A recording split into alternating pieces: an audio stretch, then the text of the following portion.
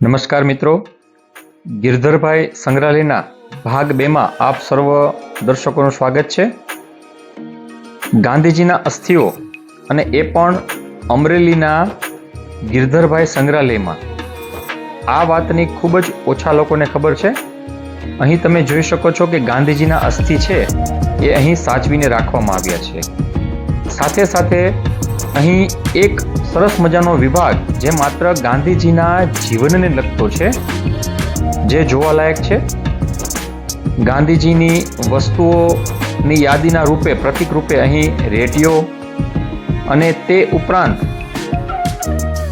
ગાંધીજીના સુંદર સરસ મજાના ફોટોગ્રાફ્સને લગતી સ્મૃતિઓ અહીં સાચવવામાં આવી છે.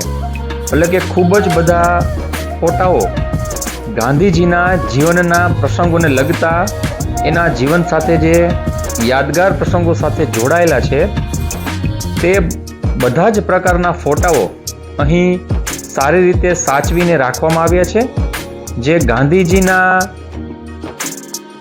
જીવનને પ્રસ્તુત કરે છે. અને ખાસ કરીને જે લોકો ગાંધીજીને કે ગાંધીજીના જીવનને ઓળખવા માંગે છે, તેમની માટે આ ફોટાઓ એક અમૂલ્ય યાદગીરી રૂપે અહીં સાચવવામાં આવ્યા છે. એવું કહીએ તો એ અસ્થાને નથી. તો આવો મિત્રો, આપણે ગાંધીજીના અસ્થિ અને સાથોસાથ તેના જીવનને લગતા જે યાદગાર પ્રસંગો છે તેને ફોટા સ્વરૂપે નિહાળીએ.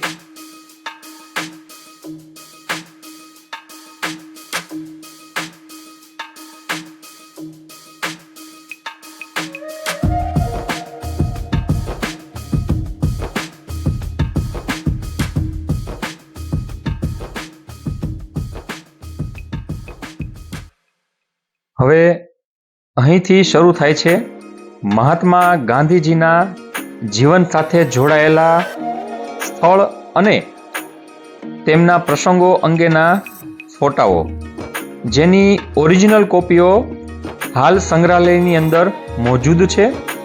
અને અત્યારે જે તમે જોઈ રહ્યા છો તે તેની ફોટો પ્રિન્ટ અથવા ફોટોકોપી કાઢીને રાખવામાં આવી છે. તમે જોઈ શકો છો કે ગાંધીજીના જન્મસ્થળ પોરબંદરના એના મકાનના ફોટો, તેમજ બાળપણના ગાંધીજી, આવા ખૂબ જ સુંદર મજાના ફોટાઓ અહીં સાચવીને રાખવામાં આવે છે. અને નીચે જે સ્થળ છે તેમના વિશે થોડુંક ટૂંકું લખાણ પણ પ્રસ્તુત કરવામાં આવ્યું છે. તો તમે જોઈ શકો છો કે આ કબા ગાંધીનો ડેલો જે રાજકોટ મુકામે છે. ટૂંકમાં ગાંધીજીને લગતા તેમના યાદગાર જીવનના સ્થળ અને પ્રસંગો અહીં ખૂબ સુંદર રીતે ફોટો રૂપે સાચવવામાં આવ્યા છે. તેમજ સાથોસાથ તમે જોયું છે કે ગાંધીજીના અક્ષર પણ અહીં સાચવવામાં આવ્યા છે. ઉપરાંત અહીં એક વિભાગ એવો પણ છે કે જેમાં આફ્રિકા કાંડ ઈસવીસન 1894 થી 1914, એટલે કે ગાંધીજી જ્યારે પોતાની બેરિસ્ટરનું ભણવા ગયા અને ત્યાં ભણીને પોતે વકીલાત કરતા હોય છે, તો એનો આખો એક પ્રસંગ અને એને લગતા પ્રસંગોને અનુરૂપ જે ફોટાઓ છે એ અહીં પ્રસ્તુત કરવામાં આવે છે. અને ત્યાંના પ્રસંગો અહીં આબેહૂબ ફોટા સ્વરૂપે પ્રસ્તુત કરેલા છે. તો આવો નિહાળીએ ગાંધીજીના જીવનના પ્રસંગોના ફોટાઓ.